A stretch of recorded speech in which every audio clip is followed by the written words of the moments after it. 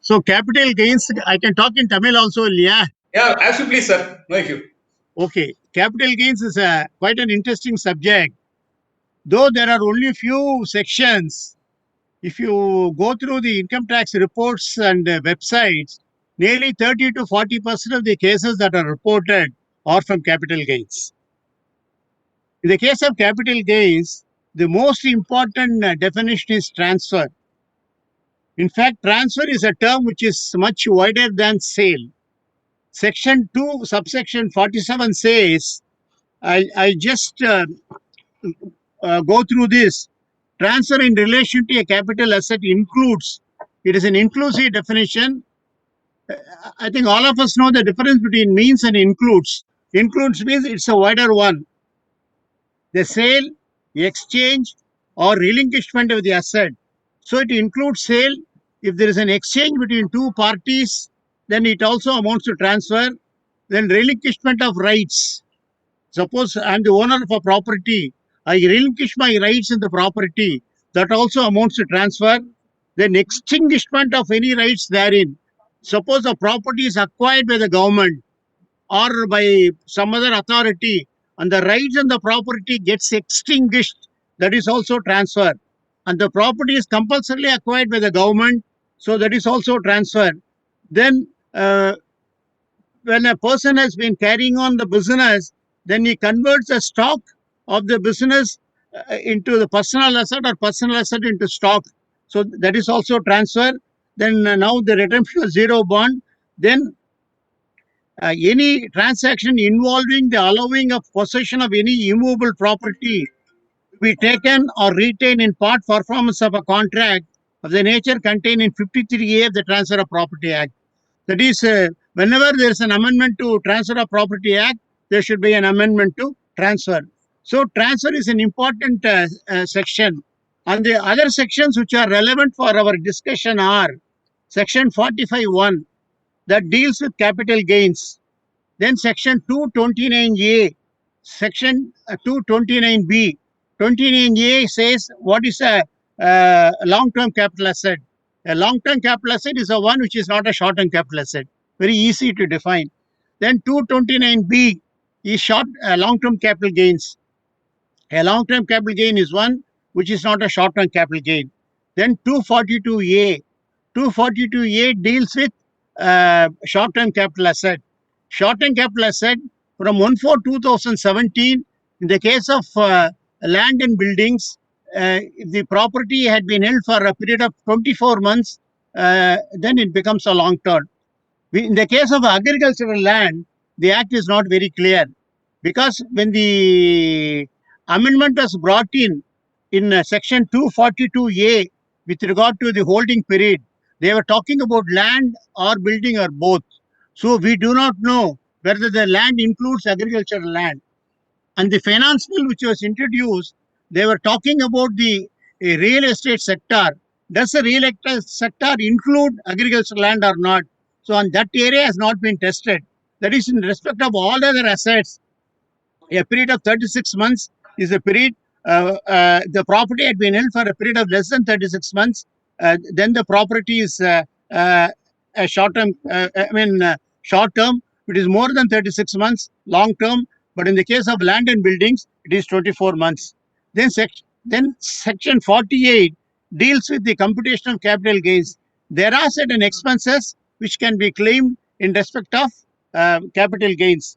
Section 49 deals with certain modes of acquisition of property. Section 54 deals with profit acquired on sale or transfer of residential property. 54B talks about agricultural land. 54F talks of a property other than a residential property.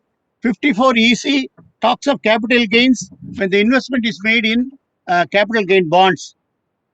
50C is a special provision and where the full value of the consideration has not been stated in the agreement, or when the stamp value is more than the value stated in the agreement by more than 10% from the current assessment year, then that value will be adopted for all purposes. Then 56(2)B talks about the gift from relatives. Then 112(1)A long-term capital gains. That is the tax. 195 talks about the payment to NRIs and PIOs. 197 talks about certificate for lower deduction of tax. Section 27 and 64(1) deals with transfer of asset for inadequate consideration. 194 IA talks about deduction of tax at 1%, in where the property value is more than 50 lakhs, applicable for transactions other than agricultural lands. So I will be comfortable if you start with like a more interactive session. I don't think we need to probably go through the relevant provisions of the Act. So in the case of any specific questions, any person can ask. Then I can also go on expanding based on the question that has been raised. Is it all right, or you want me to go through? How exactly this has got to be? Because this is the first time I'm addressing a seminar like this. Your views. Whatever you are comfortable, sir. If you are comfortable on online chatting or something, just Yeah, if you want us to put questions only after the session, then we also be Tirupur CSR ready, sir, for editing. You can stop me at any point of time. For example, if you take a section 48, in respect of section 48,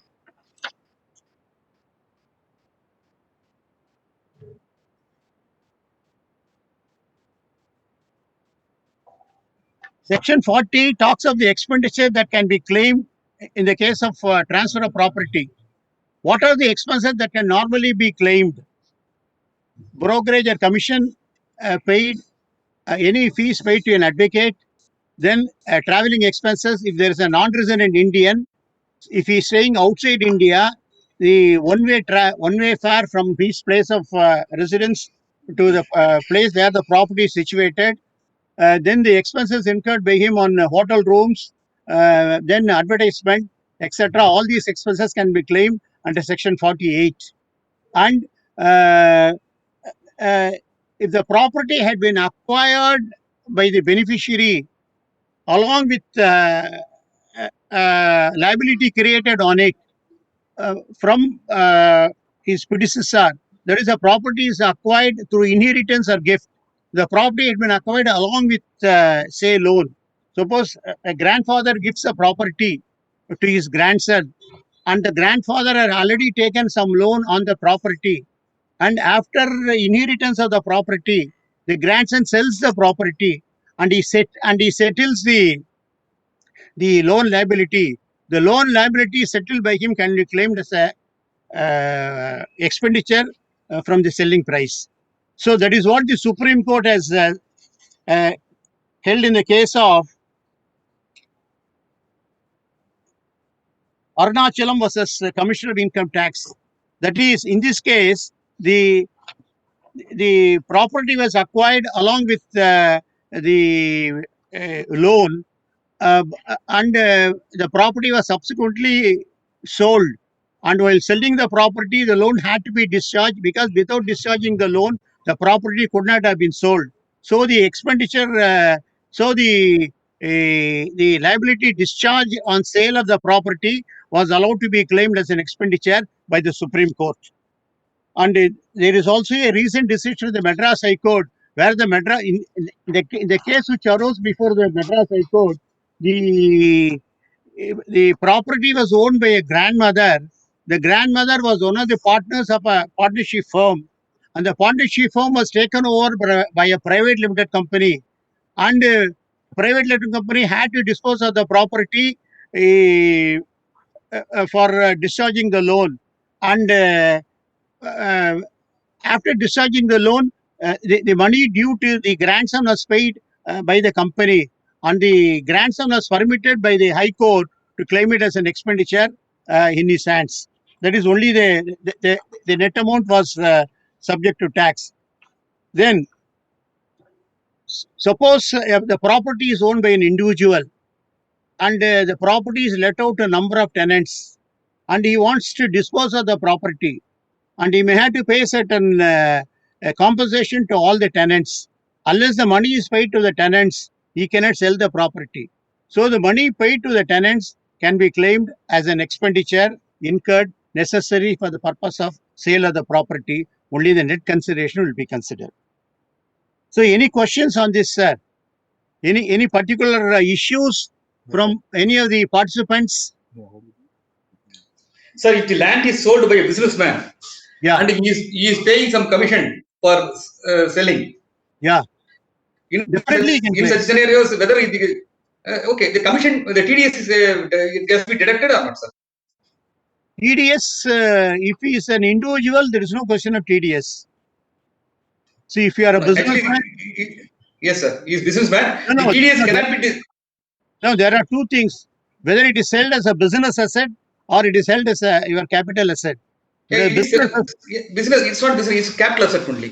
if it's a capital asset, then so far as the individual is concerned, then there is no question of any TDS. Because all individual transactions, when they sell the property for, say, 2 crores, even for the professional services they pay, they don't deduct any tax. They don't deduct tax under section 194J. So that is not applicable at all. But what in one case, what income tax officer contends, sir, see, the disallowance may be avoided under section 40 IA. That disallowance cannot be initiated here, but still it's a violation of TDS because section 1, that is 194 C or 194 H, whatever it is. No, That does not differentiate between business income and capital gain income. yeah. So what he says, still the violation is there, like that he contends. No, sir. That is 194 IA. If the sale value is more than 50 lakhs, the purchaser has to deduct 1% and remit it to the government, and he has got to file Form 26 QB. All of us should be aware. So, but when the value of the property is, say, less than 50 lakhs, there is no question of any TDS. And if you are dealing with a non-resident Indian, anybody purchasing a property from a non-resident Indian will have to hold tax at the appropriate rate on the entire sale consideration and not on the capital gains alone.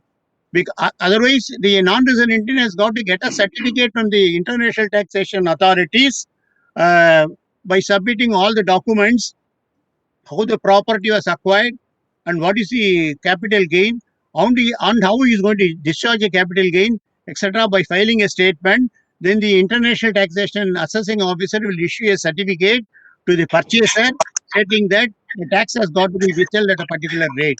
But in all these cases, though it is a responsibility of the purchaser to deduct and pay tax to the government, no purchaser makes an application. The application is always made by the seller. So the chartered accountant on behalf of the seller has got to make an application, about which in fact, I can send you the entire write-up with what are the steps to be taken when you deal with a non-resident Indian? What are the precautions to be taken also? Because this capital gains is like Mahabharata, Ramayana. Running into so many chapters is a very, very, very vast subject. அந்த காலத்துல அந்த அகஸ்தியர் பண்ண மாதிரி ஒரு இதுக்குள்ள நீங்க கங்கையை இது பண்ற மாதிரி you cannot put it in one small vessel. So it's a vast subject. So வேற ஏதாவது 48ல டவுட்ஸ் இருக்கா யாருக்காவது? Members, please, you can put any questions. Sir, எனக்கு ஒரு டவுட் இருக்குங்க sir. Please proceed. Then section 49. Section 49 is an interesting section.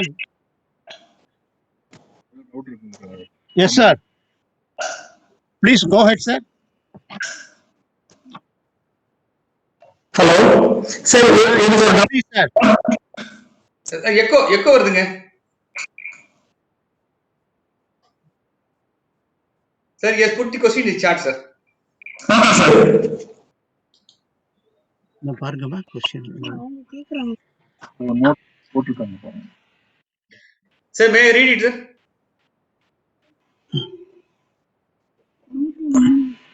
Notification இருக்கா? ஒரே நிமிஷம். A partnership firm have two partners with each 50% share. Immovable property is held in the name of the partnership firm. There is a retirement of a partner from the firm. He received the amount due to him from the firm as per books of accounts the case, is it necessary to pay capital gains tax any share of immovable asset? No, sir. But invariably, the assessing officers will not leave you at that. There are any number of cases, even if there is a revaluation of the immovable property, and the amount is the difference of the difference between the market value and the cost price is credited to the partners, and that money is distributed to the partners who are retiring. There is no question of capital gains tax unless the act is amended. Even section 45(4) is not applicable. That is what courts have held. But it is always better to be cautious. All these case laws should be used only as shield, not as a weapon. Only as a last. Sir, the same question. Yes, sir. Sir, in this question, the member has asked there are only two partners. One partner retires means then the firm becomes dissolved. Then there will be transfer at the time of distribution of partners. Then there should be some continuation of the partner. It is advisable to take one more partner. Let this fellow retire. Yes. That's what I mean. No, that's a question of tax planning. So let the other partner continue for some time, or let him be a dormant partner. Because as you rightly said, there's a difference between retirement and dissolution, because the firm automatically gets dissolved. Then when the partnership deed gets dissolved, then the question of this ALA firm decision will be applicable. Everything has got to be valued at market price. But if the firm continues, there is a case called Sakti trading.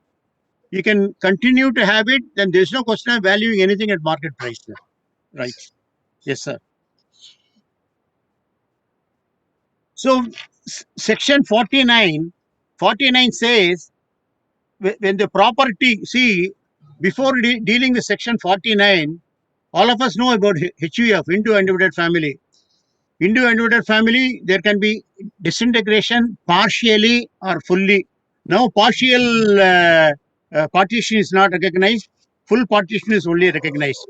So there can be partition of Hindu-Undivided family. Property can be obtained by a gift or a will. The property can be obtained by succession, inheritance, or devolution, or the dissolution of any of the assets of the firm or liquidation of the company, etc. In all such cases, the price which will be taken for working out capital gains will be the cost price of the person who had acquired it for a price. Suppose A is there. From A, the property devolves on B. From B, the property devolves on C without any price, and C disposes the property.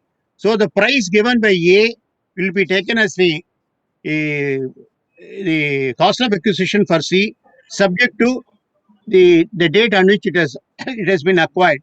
Now 1/4/2001 has been taken as the initial year, and 100 points are given for this 1/4/2001. So the cost price at which the property was acquired and the cost inflation index of the first purchaser will be taken in the case of section 49. And there are spate of decisions starting from Manjula, Jesha, etc.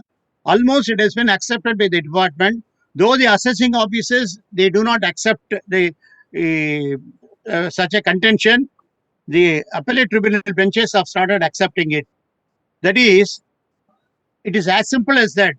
Suppose a person has got a huge property and he has got, say, 3 sons and 1 daughter. They are going to be the ultimate beneficiaries. So instead of disposing of the property by himself and handing over money to his children, he can retain 1/5 of the property, give 1/5 each to 3 sons and daughter, and all of them can join together and dispose of the property, and each one of them will be entitled to section 54F benefit and section 54 EC benefit. Now, as per the amended section of section 54, with the capital gain is less than 2 crores, you can purchase 2 residential properties.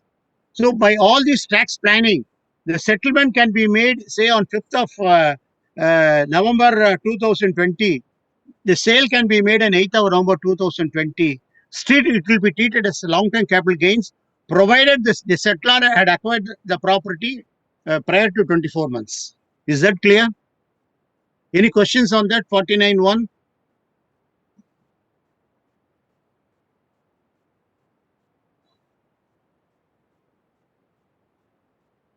A question has come in chat, sir. Yeah. If an old building is demolished and land is sold, can the cost of constructing old building form part of improvement or claimed as old building is demolished and land is sold? The cost of constructing old building forms cost of improvement or claimed as expenditure. What I understand is I think it should be cost of demolishing. Cost of demolishing. I think he wants to tell cost of demolishing. yeah, cost of demolition. But if there is an old building and the old building is demolished and land is sold, it will be only under section 54F. Why does a person want to do that? Let the purchaser demolish it now. Why do you want to do that? See, the basic differences between section 54 and 54F.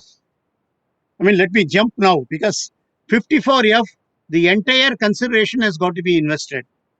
54, only the capital gain has got to be invested. In 54, you can have any number of properties. You can sell any number of properties, purchase equal number of properties or less number of properties.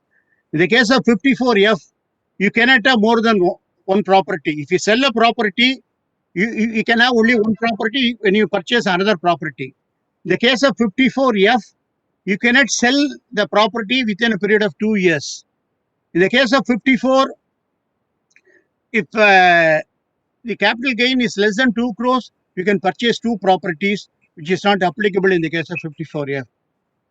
When 54 has got more advantages, why should you demolish a building and then dispose it of?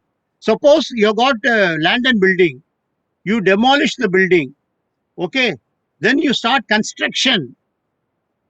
That is, you demolish the building and start construction, then there's no question of any capital gains because the property remains only with you. In the case of joint development agreement, when you draft a joint development agreement is just like this. I'm the owner, you are the developer. I give my property to you, you develop the property, you give me 3 residential houses, example, you take 3 and you give me some cash also. So, suppose the building had become old. If I demolish it and then give it for a development, it will come under section 54F, where I will not be entitled to have any benefits. Right, sir? Any more questions on this, sir? 49(1).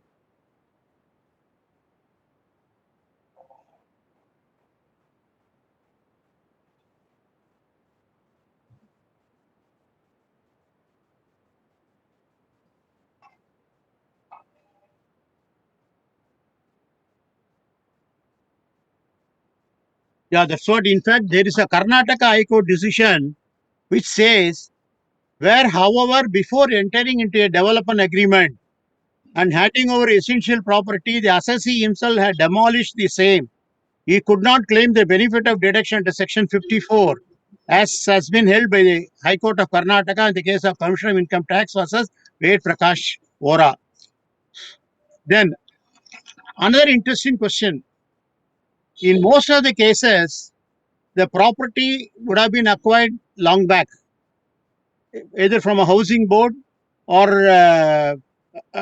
from a government authority on payment of installments.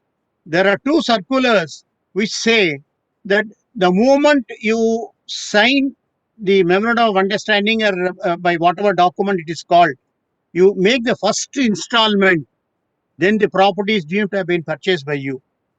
Suppose the payment is made over a period of 20 years, 12 months. The moment you make the first payment, you become the owner of the property. Suppose after 240th payment of the last installment, you sell the property on 241st month, even then it can be treated as long-term capital gains. There are 2 board circulars in this regard. Then in such cases, you will be paying interest on the loan borrowed. The interest on loan borrowed can also be added to the cost of property. Even if you have been paying over a period of time, as and when the total amount that has been paid can be indexed. How much has been paid in one particular year? What is the index point? You just calculate. So it also forms part of cost of construction. I mean, there are decisions to indicate, and there is a Madras High Court, Madras Tribunal decision, which says that you can claim the interest paid under house property as well as claim as part of cost of the old asset. That is, you can have dual benefit. But in my considered opinion, it is not advisable to claim both. Then if you refer to section 54 and 54F, you can purchase a property even 1 year prior to the sale of the property. But what the section says is only purchase. But the courts have been very lenient in extending the benefit even for construction. So the question arises whether you can commence construction prior to sale of the capital asset. There are a number of decisions, starting with Karnataka High Court, one of the oldest decisions given in 1987, 1986, reported in 1987, which says where the commencement of the new building had started before the sale of the asset. In this case, the property had been, the construction has started even more than 12 months back. But the building should not have been completed before the sale of the old capital asset. We'll refer to as old capital asset and new capital asset.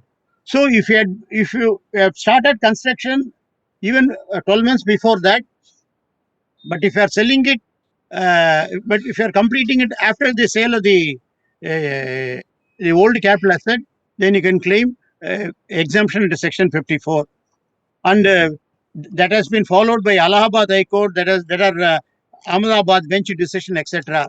But where the property construction had been completed prior to the sale, then you will not be able to claim it, because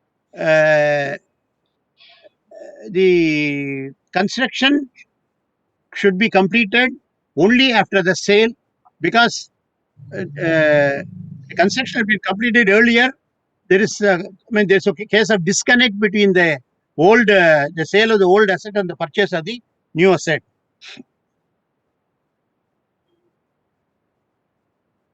And in this case, there are a number of decisions,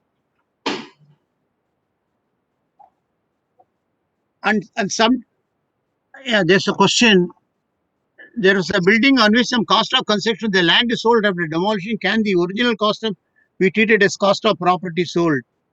In the above question, it seems there is a building for which some cost of construction, the land is sold after demolishing the building.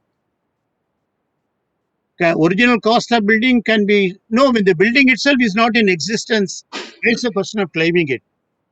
See, land and building, they go, that's what I'm coming to this now. Land and building, there are two separate assets. Suppose the land is purchased a few years back. The building has been constructed now. And the land and building, both are sold now. The land will be treated as a long-term capital asset because it had been in existence for more than now 24 months. Suppose the building is sold within a period of 24 months, that will be treated as short-term capital gains. So land will be subject to long-term capital gains, building will be subject to short-term capital gains.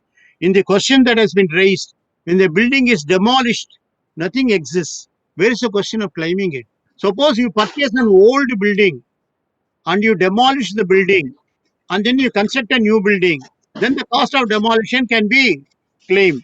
Suppose you have got a building, you dispose of the building, you purchase land and start constructing on it, then you can claim the cost of land also becomes a part of cost of construction.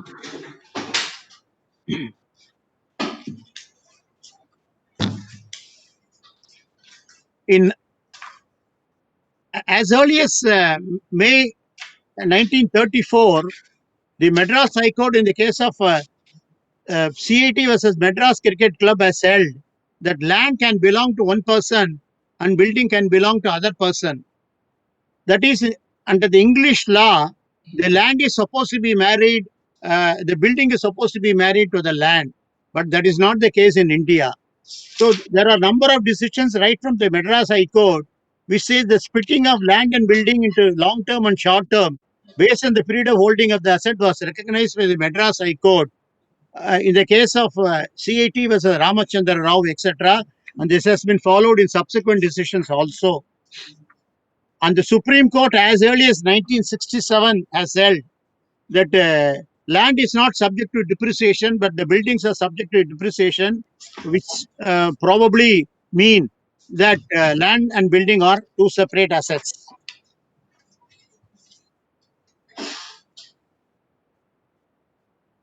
Then, in the case of joint development agreement, what the builder normally provides is only the structure. Only in very few cases, the builder will be giving you the basic facilities such as air conditioning, a modular kitchen, fans, and other electrical gadgets, etc. So, in the case of joint development agreement, uh, the expenses incurred on providing basic facilities can also be claimed as part of the cost of the new asset. That is, without these facilities, a person cannot enter the house. So, all expenses that are incurred to make the house habitable can be claimed as expenses. And there are a number of decisions in this regard, starting from Kerala High Court, Mumbai bench. The Chennai tribunal also has held that any expenses incurred in making the house habitable uh, can be claimed as part of cost of construction. Then, should the same funds be invested in purchasing or constructing the property? Obviously, no. Because when the Act permits you to purchase a property 1 year prior to the sale of the old capital asset, where is the question of using the same funds? I'm disposing the property today.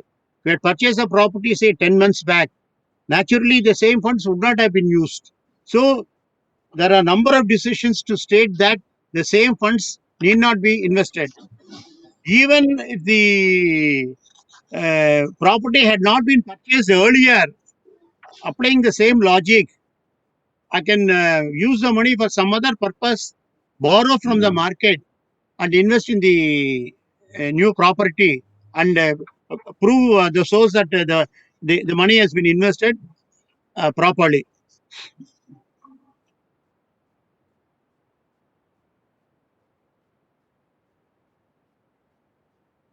Then, most of the chartered accountants are facing a great difficulty. I have also written an article, sent an article yesterday to Taxman. I'm contributing articles on Taxman website. In most of the cases, it is not possible to complete the construction within a period of 3 years, or that is, if you purchase a property through a say a builder, it amounts to construction. There's a circular to that effect. Whether you construct the property or you get the property done through a builder, there are a number of builders. Suppose in case the builder is not able to complete within a period of 3 years, if you have made substantial payments to the builder, you can always say the property is complete, because the two circulars which I had been referring to earlier, when the allotment is made by the authority with regard to a property, allowing you to make the payment over a period of 20 years, they say that you are the owner of the property the moment you make the first payment. So that means the house is not complete.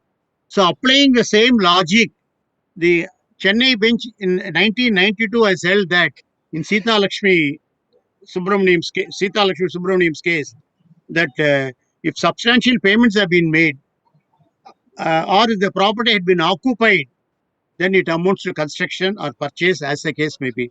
All of us are aware the purchase of property has to be made within a period of 2 years, and the construction of property has to be made within a period of 3 years.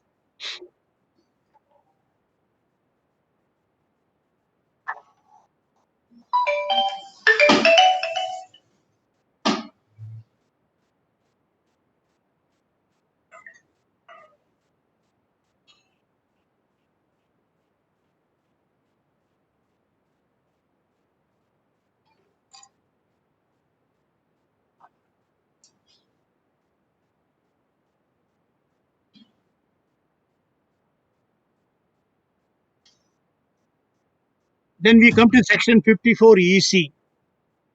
54 EC, we were all investing first stage. We were all investing without any limit. Then there is a limit of 50 lakhs imposed by Mr. Chidambaram. Then when the 50 lakhs was imposed, then we were all claiming 1 crore, investing 50 lakhs within a period of 6 months in respect of one property. And the another 50 lakhs within a period of 6 months by investing in the next financial year. Now that has been amended after the BJP government came from the assessment year 15-16. And we were all acquiring property in a foreign country and claiming exemption to section 54F.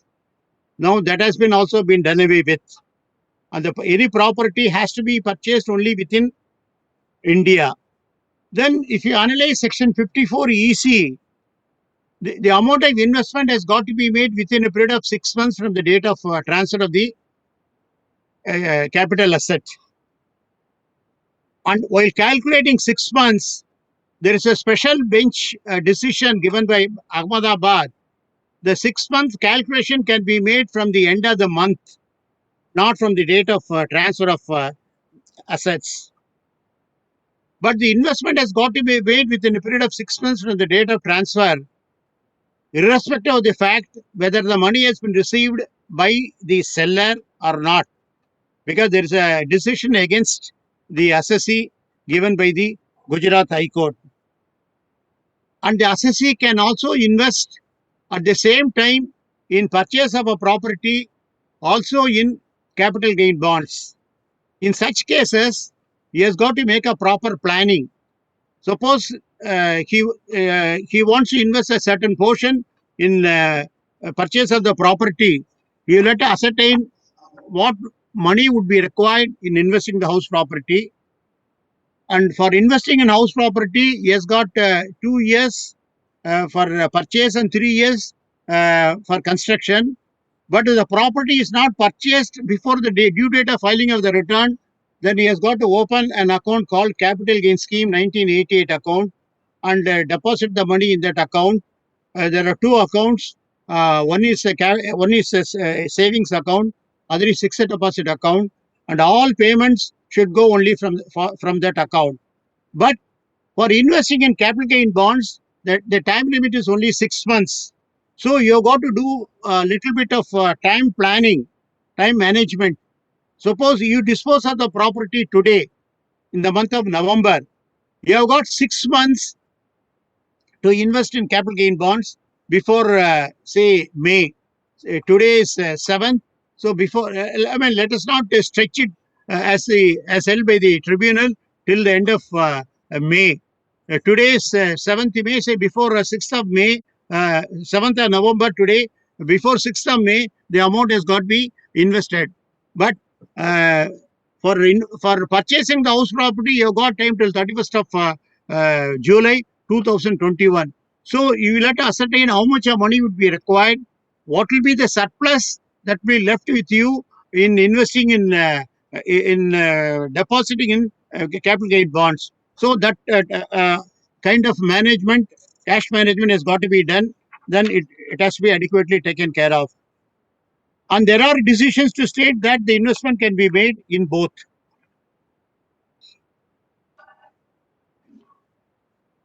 Then while discussing about tax planning, instead of one person selling the property, he can settle the property in favor of his children. I was not including wife as one of the beneficiaries because section 64 says if there is a transaction between spouses, husband to wife or wife to house, wife to husband, for inadequate consideration, that is for a consideration less than the market price, the transferor shall be deemed to be the owner to the extent of inadequate consideration. So there is no point in transferring a property in favor of wife, because even as per provisions of section 27, any income arising out of the transferred property held by the spouse will be taxed in the hands of the transferor. Not only the income, but all income arising out of such income will also be taxed only in the hands of the transferor. So it is not advisable to do any kind of transfer between husband and wife.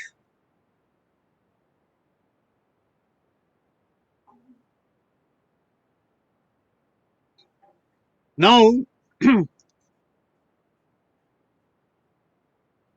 we come to sections 195 and 197. Any payment made to a non-resident Indian attract tax at 30%. And in the case of capital gains, the tax reduction has to be made at 20% plus applicable surcharge. So, so far as the purchaser is concerned, it is 99 plus 1 is 100, 80 plus 20 is 100, 90 plus 10 is 100.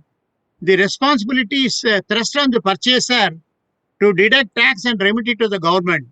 So why should the purchaser or the buyer of the property take a chance?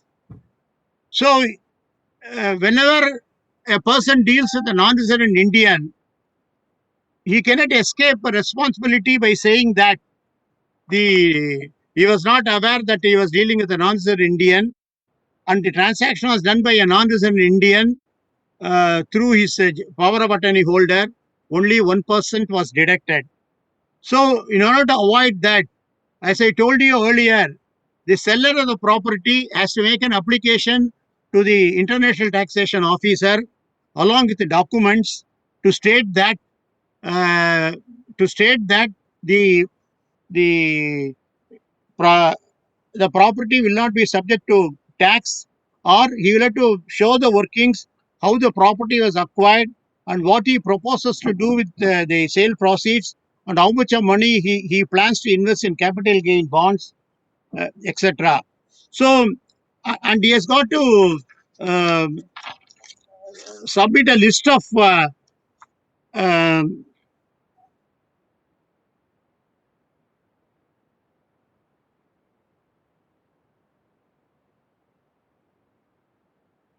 and this can be taken as the action plan.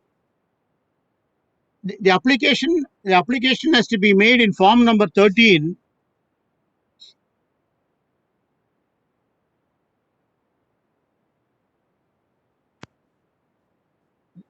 The application has to be made in form number 13, and it has got to be signed by the seller.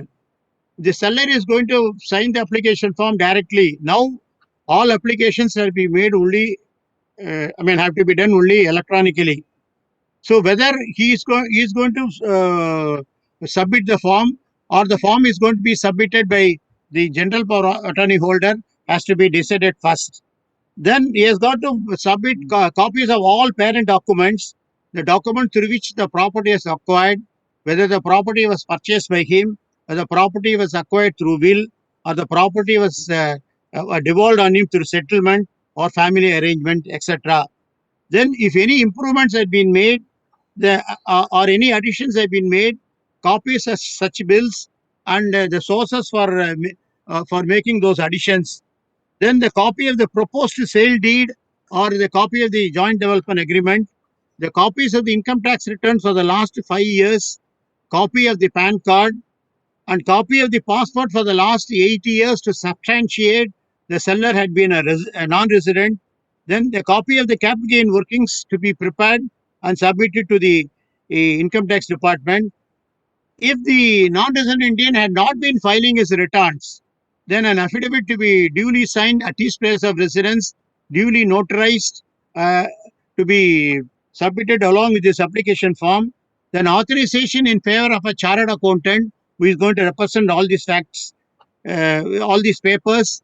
All these documents have to be submitted electronically. The whole process may take about 20 to 25 days. Then everything is done from traces. That is, there is no actually interaction with the assessing officer. But from my experience, copies of the documents have to be submitted to the assessing officers for speedy receipt of the certificate. So when all these documents are submitted to the income tax officer, then the income tax officer may also raise a question whether there was any wealth tax liability, whether there is any tax outstanding, and if there is any tax outstanding, then whether that has been duly settled, etc. Then on receipt of these documents and satisfying himself, the assessing officer will issue a certificate, and that will be displayed on the website. Okay. Then assessee had been doing a question. Assessee had been doing real estate business, has maintained the vacant sites as a stock in trade. On one Friday, due to age factor, he decided to give the remaining vacant site to his son, who is engaged in government business. The son sells the remaining vacant sites in subsequent years.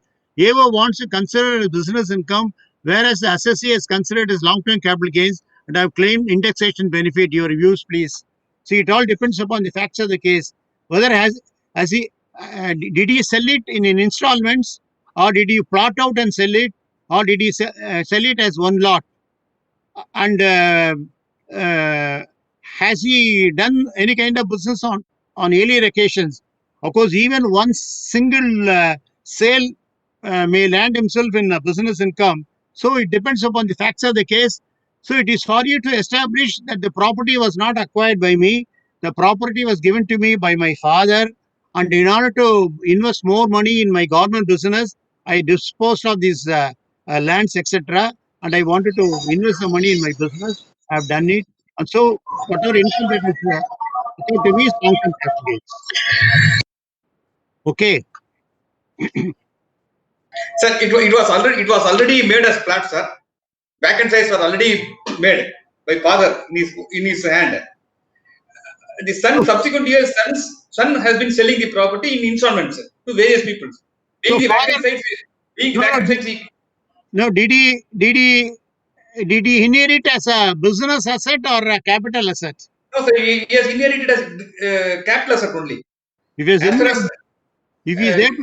is able to show that he has inherited as a capital asset without any business, this one he can always say it is only a capital asset, whatever, because whatever business father had been doing has got nothing to do with the property inherited by son. In fact, even while settling the property, it can be so worded that he can always say that the son has got to use the property not for business purposes. He has got to use it only for as a capital asset, and he has got to dispose of the property and use the property in his business. See, any settlement can be made with some sort of directions also. So it is better to create a document earlier rather than trying to create any document live. That is, instead of creating it now, the document had been created earlier, say 2-3 years back or 10 years back, when the property had been acquired. It's a better proof. Okay. For sale of approved sites, etc., RERA registration required, no development made.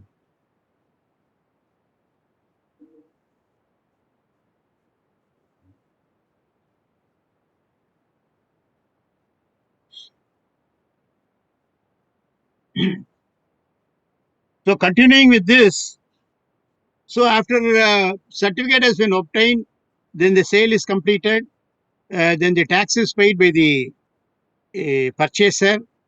But when he files his TDS returns, kindly ensure that he files the TDS return in respect of the seller as a non-resident Indian.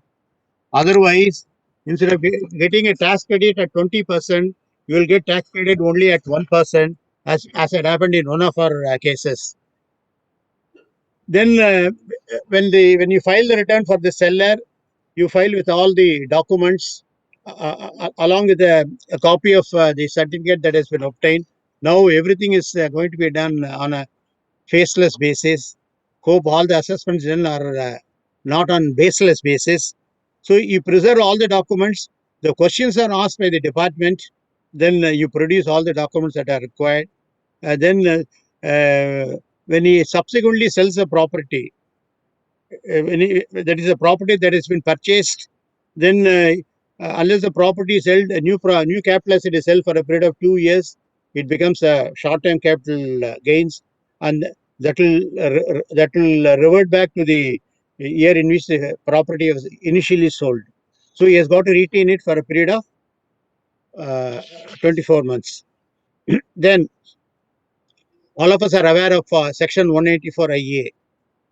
194 IA, the sale value is more than 50 lakhs. Other than agricultural land, 1% tax has got to be deducted and paid. And there have been some issues of late. Suppose 2-3 persons join together and dispose of a property. The share of each one of them is, say, less than 50 lakhs. But the total value of the property is more than 50 lakhs. It is always advisable to deduct 1% and pay to the government. Because what has been sold is one property. In my considered opinion, 1% deduction is relatable to the property concerned and not the individual's concern.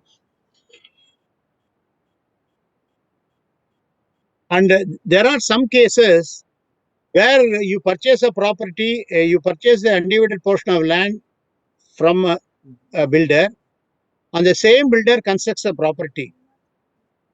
And if suppose the property is purchased for say 49 lakhs, and the construction is made by the same person, for construction agreement, there's a separate agreement for which 1% stamp duty is, I think, is there in Tamil Nadu.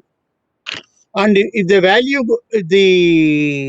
while deducting 1% at section 194 IA for the construction of the building, the value of the land should also be added, even though it was less than 50 lakhs. It is always safer to do that.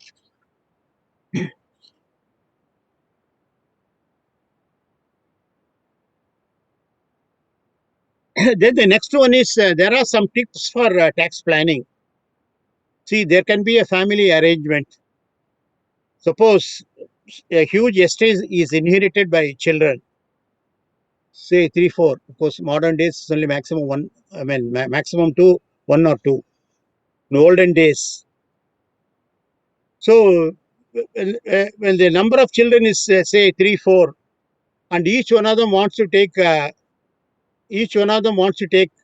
say at a different percentage, it is better to have a family arrangement rather than selling a portion of the property and then distributing among themselves. So a family arrangement is an agreement between members of the same family intended to be generally or reasonably for the benefit of family, either by compromising doubtful and disputed rights, etc., etc. Even a person need not have a share in the property, but if there is a genuine apprehension, the minds of the person that the other person may also claim, there can be a family settlement, and it is better to get the family settlement registered. After all, the registration fee is not much, so that when the property is subsequently sold, etc., then it becomes easier. Then, as I told you, when the property to be transferred is very extensive, the property can be settled in the name of the relatives. The relative list is given. It's a very lengthy list. Father, son, brother, brother's wife, etc. All lineal descendants, lineal ascendants, etc. So then individually, each one of them gets a basic exemption of one house, 54 EC, etc. Then settling the property by retaining life interest. Suppose I got certain lands and I got 2 houses. So if I dispose of the land, I'm going to purchase another house. 54 exemption will be denied because I got more than one house. So what I can do is I can settle both the houses in favor of my children by retaining life interest, or I can retain one house and settle the other house by retaining life interest, so that I get myself divested of the ownership of in the first case 2 houses, or the second case 1 house, and I'm not the owner of more than 1 house in first case. I'm not the owner of any house in the first case, more than 1 house in the second case, and I can sell this, dispose of this land and purchase a property.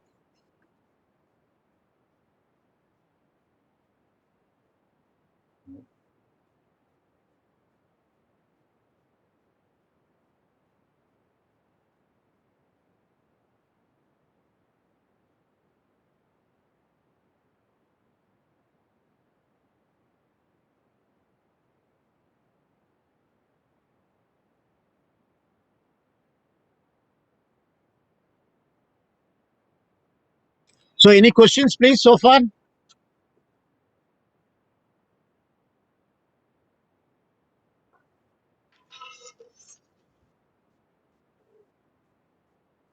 Then Sir, if there is any change in profit sharing ratio between the partners, if there is a change in profit sharing ratio, there is no question of any capital gains. Because there is no question of gift tax now. There is no question of capital gains. oh, even then the partners are not related to each other. It's a third party. Even then they are not related. Even then, The firm has got its immovable property in its balance sheet. Even then, because unless there is a dissolution, nobody realizes the profit. This is like holding shares and your value goes up at the end of the year or the value comes down. Unless there is a sale, there is no question of any capital no, gain. A and B are carrying on the business of partnership firm with the ratio of 50:50, sir. Okay, Then a new person C comes to the picture, okay, and the firm has been carried on for past so many years, sir. okay, Mr. C comes to the picture and he indexed only a small amount of capital, say 1 lakh rupees, sir. okay. With ratio of new ratio is 50, 25, 25, like that. So what I would advise is you revalue the assets when the new partner is taken in. Okay, You credit it to their accounts. okay. So Because by revaluing the assets, no transfer takes place. There are decisions to that effect. Okay. Then to escape the rigors of section 54F, convert one of the residential properties into a commercial property. Because what the section says, you cannot have more than one residential property. By converting into a commercial property, you take a GST number, let out the property for commercial purposes, enter into a lease agreement, if required, register it. The cost incurred in registering a lease agreement will be much less than paying tax on the demand raised by the officer. Then have the electricity connection done on commercial rate, etc. So this has been recognized by the Chennai bench of the tribunal, which has got the blessings of the Madras High Court. So by this way, also you can escape the rigors of 54F.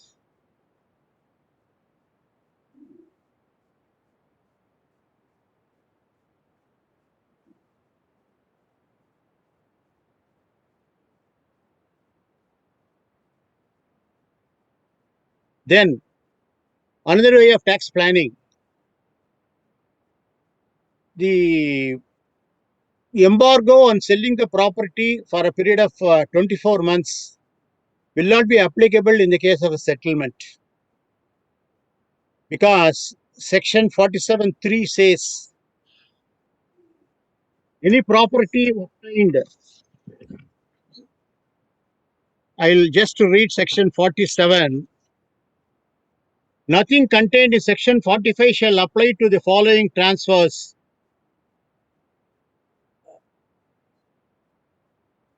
Any transfer of a capital asset under a gift or a will or an irrevocable trust. So any transfer of a capital asset under a gift. So if I settle the property in favor of somebody, even within a period of 24 months, it does not amount to sale. It does not amount to rather transfer, or it amounts to a transfer which is exempt. That's what section says, because section 47 has got to be read with section 2, subsection 47. And the section 47 says, notwithstanding anything contained in section 45. This is called non-obstante clause. Non-obstante clause means நீ என்ன வேணா சொல்லிக்கோ, எனக்கு அதுக்கு சம்பந்தம் இல்லைங்கிற மாதிரி. So this fellow is totally independent of section 45 or section 2 subsection 47. So that is one of the ways of doing tax planning.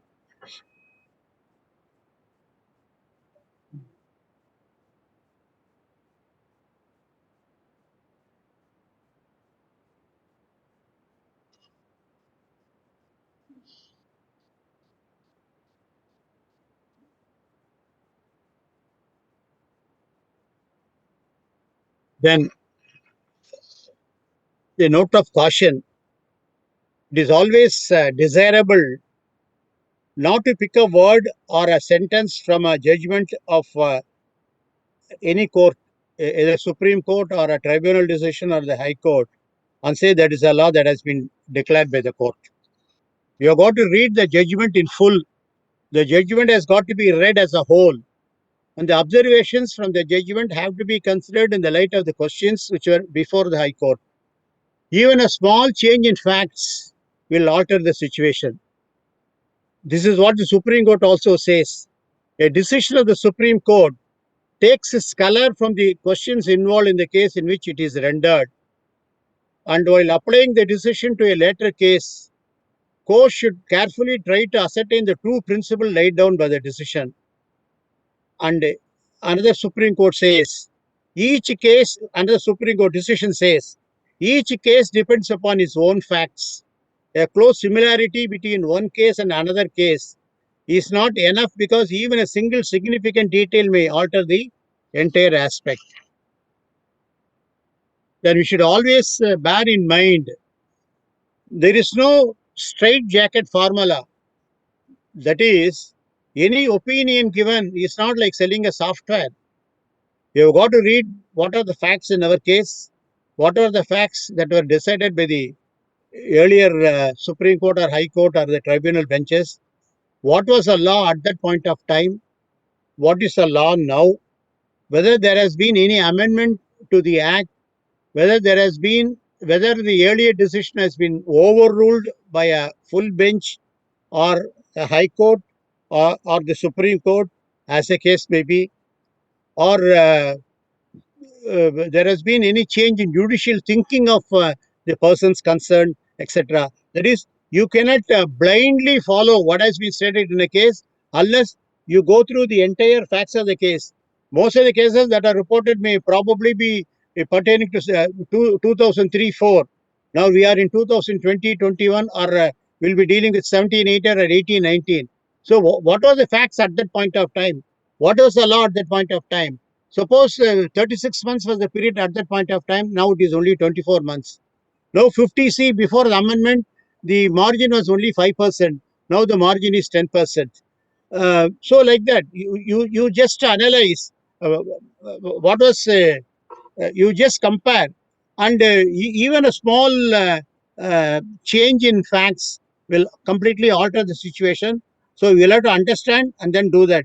And moreover, most of the clients, especially if you are dealing with non-resident clients, they come to you, they would have gone through a number of blocks that are, and they think that is the materials available in blocks, they only express the opinion. So what is given in blocks is only the opinion. What we give to our clients is procedure.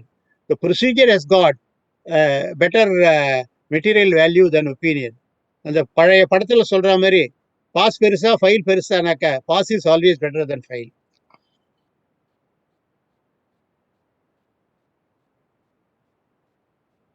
So now I'm prepared to take questions, please. So it's a detailed subject.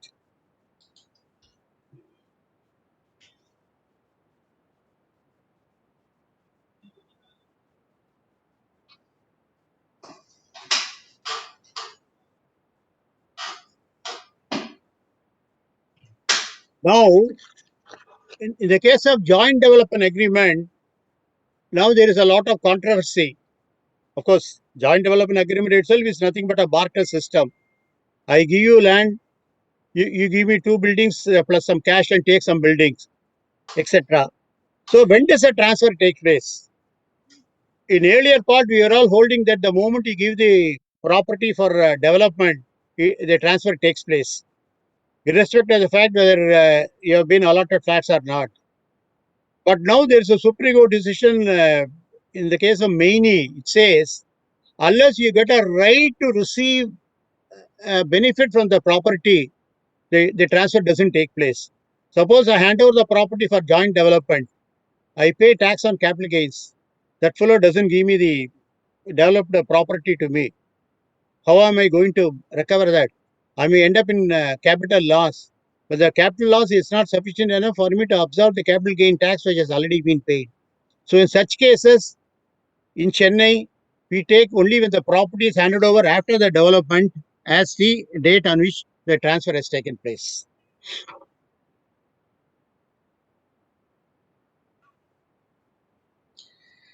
Sir, can the recipient may say that as soon as he gets the property from the developer, then the recipient of the plot owners converts the same into stock in trade, like that he contend that, so that it will be taxed only at the time of sale, like that.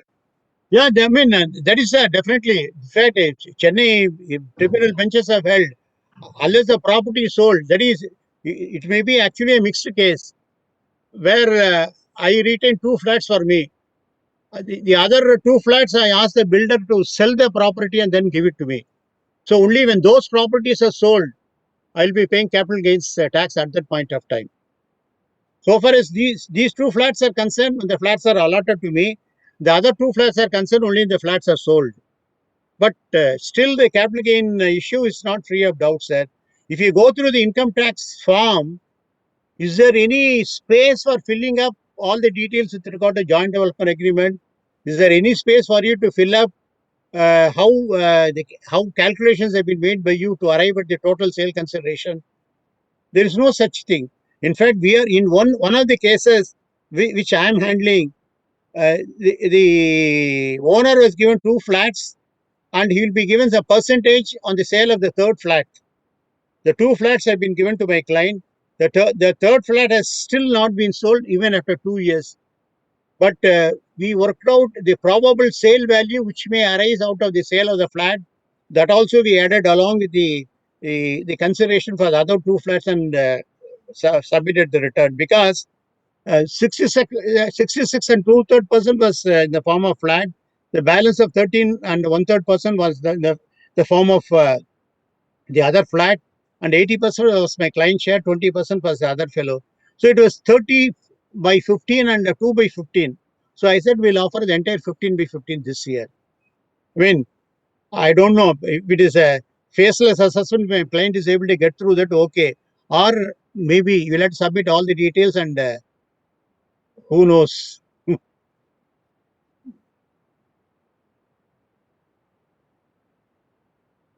So the time limit for investing in capital gain bonds is 6 months, and now the period is 5 years.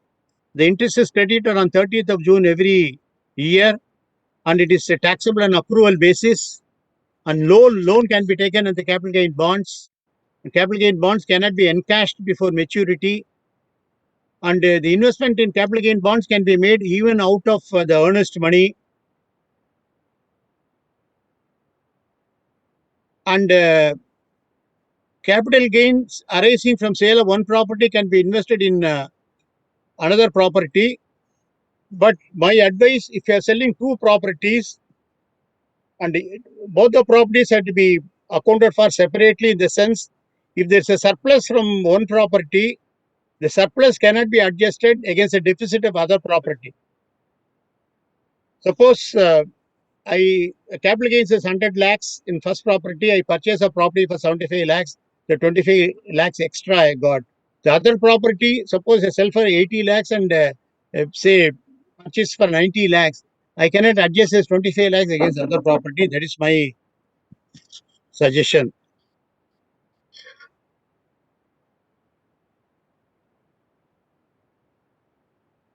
So I told you the old house property can be purchased and you can make it habitable by spending money for the purpose of claiming exemption.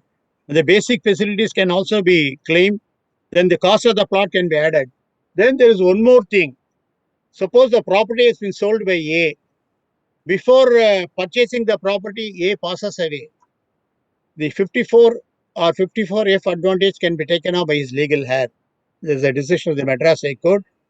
And suppose A deposits the money in a capital gain bonds account and he passes away within a period of 2 or 3 years, his legal heirs can withdraw the money without paying any tax, without purchasing any residential property. There's a board circular for that, which I'll also be sending it, which will also be sent by me.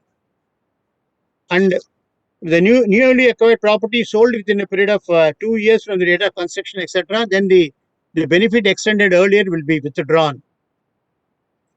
As I told you, there are two accounts: deposit A account, deposit B account. Deposit A is savings account, deposit B is fixed deposit account.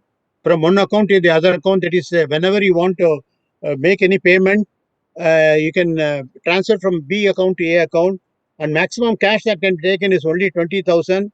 The money has got to be spent within a period of 60 days. The money is not spent within a period of 60 days. The money has got to be redeposited. And in case the property is not purchased, say, or constructed, then at the end of the third year, the money has to be withdrawn by submitting the application form to the officer.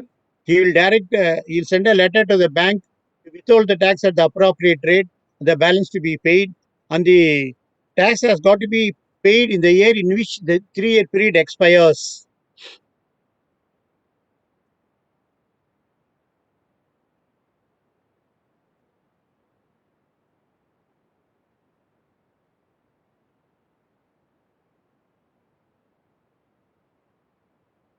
And the nomination is available in the case of capital gain scheme account. Then 50C, as I told you, the margin permitted is only 10%.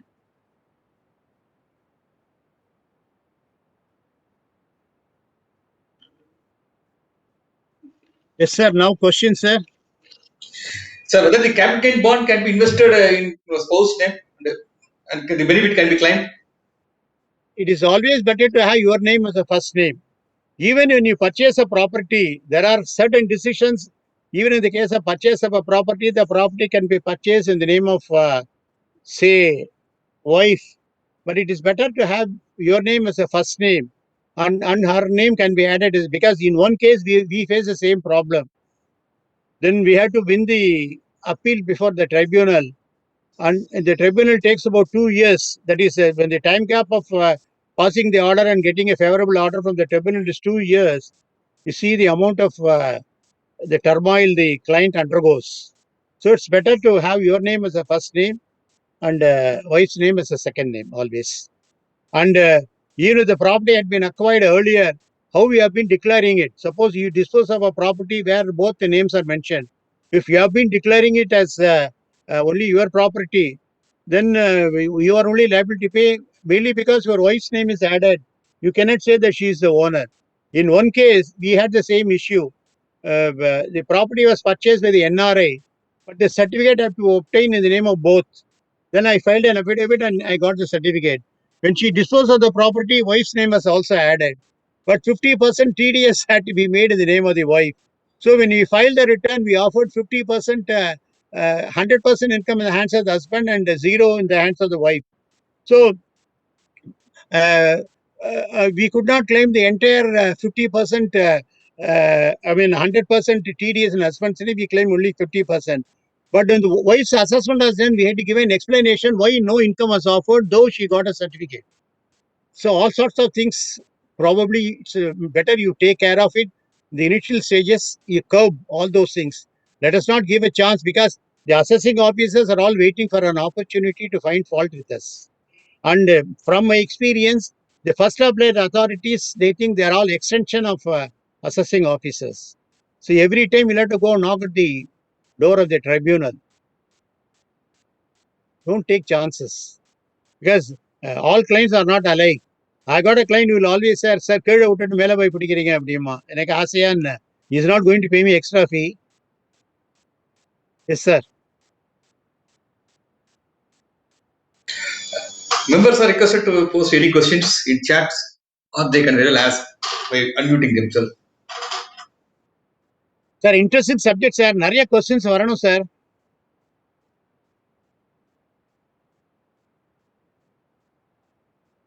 Now I given a presentation on YouTube. I'll send it. I have sent it to Mr. Ramu.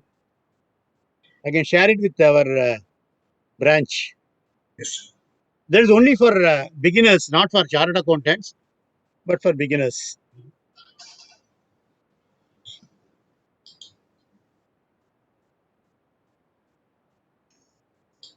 So we can assume that there are no questions, sir. So No questions. Yes, That sir. means either my talk was so good or my talk was so useless. No, sir, it was quite interesting and it was very much useful to all of us. Definitely, we are very much enriched, sir. In fact, from next time onwards, let me also prepare PowerPoint presentation. And in fact, we should have, as I told you, this capital gain issue cannot be covered in a few hours. In fact, each one, in fact, you have got to do a lot of case studies. Probably, if your branch permits, we can take a few cases and discuss. Definitely, sir. Definitely, we should be having that type of session in future, sir. Yeah. So that will be very much live. Okay. So I assume that there is no doubts on the part of members. So I think let us conclude the meeting. So thank you very much. Thank you, Anurag. Now it is time for national